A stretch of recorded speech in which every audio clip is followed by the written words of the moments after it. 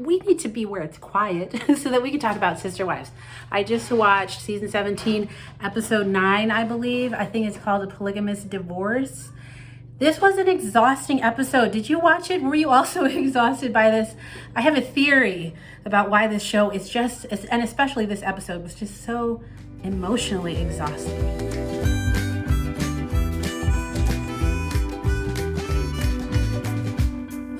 Okay, first of all, I decided to take off my glasses because there's just like a weird glare. I'm doing my best, but I want us to be able to talk without you being distracted by the reflection of trees that was happening in front of my face, okay? So anyway, let's get to this. As a member of the audience, I feel like I'm watching this and always trying to like establish what is true. After 10 plus years of watching this family, what are the absolute truths that I know to be real about this family? The exhaustion comes in the fact that I always have to like think about, to me this is exhausting. Maybe this is enjoyable for you, that's okay. But I'm always like, I have to see what they are doing and compare that to what they are saying. And it's like somewhere in there is the truth of who that person is. In this episode, we really see that with a couple of the main, a couple of like Cody and the Sister Wives. So let's start with Cody because I think universally we all agree he is exhausting to watch. In the beginning of this episode, Cody is standing there basically as Isabel is driving off in the car with Christine and Truly in the car with her. And he's there by himself and he's reflecting on like, his family has fallen apart and he doesn't know how it's gotten to that point. And like, just as a parent, I can just imagine the sadness of seeing your family fall apart. And if you just see that scene on its own, it's like, yeah, that is sad. I feel for that guy. But then not that much later in the episode, he's talking about, you know, basically continuing a relationship with Truly. And he's listing out all the ways that it's inconvenient for him to have a relationship with his daughter. He says that he doesn't want to deal with Christine, so he doesn't want to go over to her house. He doesn't have room in his house, well, Robin's house, and so there's nowhere for her to come over there. As an aside, I do think this is an interesting point that keeps getting kind of put out there, that there's no room in Robin's house. And I don't understand that. I'm sure you remember, I think it was this season, a couple episodes ago, where Cody films himself in the closet because he says he has no privacy. There's no space for him in Robin's house. Like, who has space in Robin's house? Because we know that her home is huge. And yet somehow the dad has no space to call his own. I think that's interesting. I don't know. Are they trying to downplay the largeness of her home, or are they trying to get at something else? I don't know. But anyway, as I try to establish my own understanding of like the reality of Cody, there are these two very conflicting things. Cody does care that his family has fallen apart. And on the other hand, Cody takes no responsibility for the fact that it has fallen under his leadership. To me, that's exhausting to watch. It's a back and forth, constantly back and forth. Okay, now let's talk about Mary. Mary had some interesting moments in this episode. If you watch her on Instagram, then you probably have seen her do her Friday with Friends. I think that's what it's called. She has her best friend Jen come on Instagram live with her, and they just act really silly. They don't talk about the show, except one time I did see Robin go on the live with her, and I thought it was interesting because Robin made the comment when she was on the Instagram live with her that, oh, now that I'm here, I know you're going to get a lot of hate comments.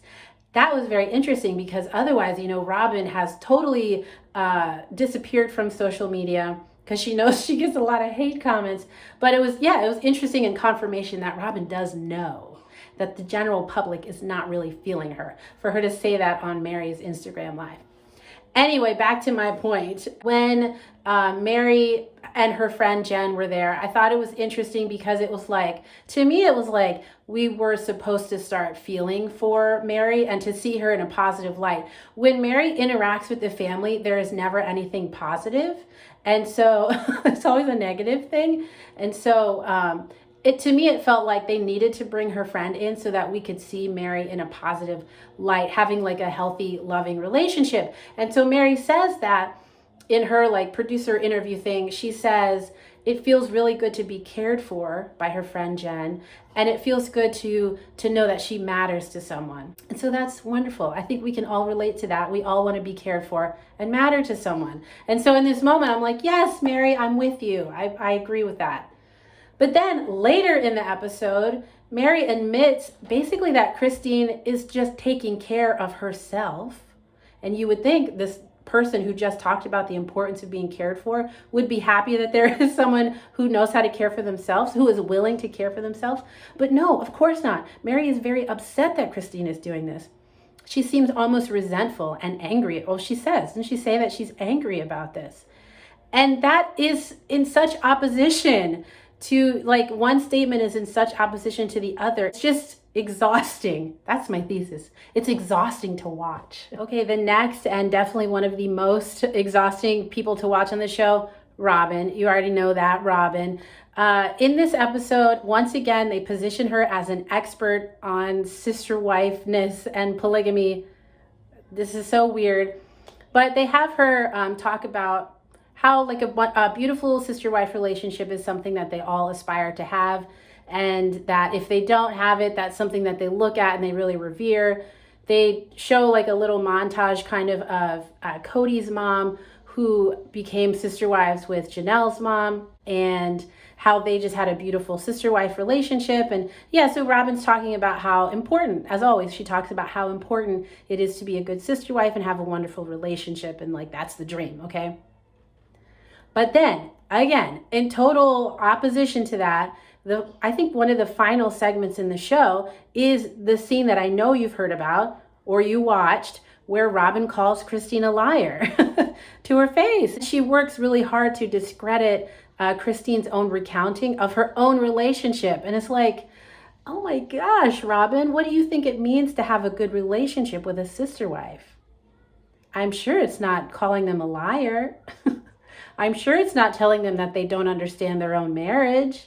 To be presented with these two extremes of Robin and her understanding of being a sister wife, to me, you get it already. I think it's exhausting. Now, of course, on the other hand, these are my favorite sister wives, and maybe they are yours too. Janelle and Christine, they have been much more consistent from day one. And I think that's partially why, as an audience, like we can just connect with them a little better, because it's like we can understand them.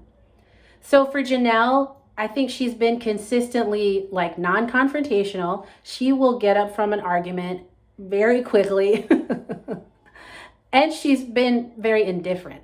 I don't love that about her. I wish that she would take a stand a little more.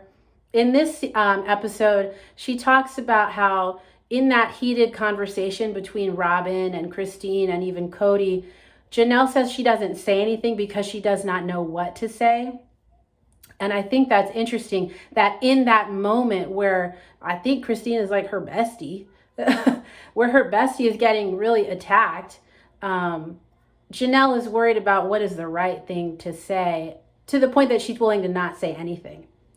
I don't love that for her, but it's also predictable for Janelle. And so it's like, I can believe in Janelle because she seems like an authentic person. Christine then also, to me, has been very consistent from episode 1, season 1, day 1. She's been about the kids. She's been about the family. That was her line. I don't want the man. What did she say? I don't just want the man. I want the family. She's been very consistent about that. All the way up to like the last scene in this episode where she says that she cannot stay with a man. She had no doubt that she was doing the right thing because she cannot stay with a man who disrespects her publicly and therefore also disrespects her kids and her family. She's about the kids from day 1 to day whatever this is. That's consistent, and it's not exhausting to watch her. In some ways, it's like satisfying because I get it. She's consistent about her message. I appreciate that. So those are my thoughts about why this show is so exhausting. I really did find this episode to be hard to watch. It was so, there were just so many ups and downs, but there's a lot I did not touch on in this episode. If something really stood out to you, Please let me know in the comments. If you haven't before, check out the comments on these sister wives conversations we're having. I am learning so much from what other people are sharing. Other people know a lot more about their religion, have different perspectives about the experience that the Browns are having. Like, it's very interesting. So dive into the comments if you have a moment. Leave your thoughts, because I love to talk to you about sister wives. If you don't get a chance to do that, that's okay. Come back next week. We're going to talk about the next episode. This is the knife and the kidney thing that I think either we've all been anticipating or dreading. I don't know. Maybe a mix of both. So I'll either see you in the comments or I'll see you next week, where we will continue talking about the Brown family. I just hope they get some peace. I hope they have peace now. Because that's what I hope. That's what I hope. I hope you have some peace today, and take care. We'll talk again. Bye.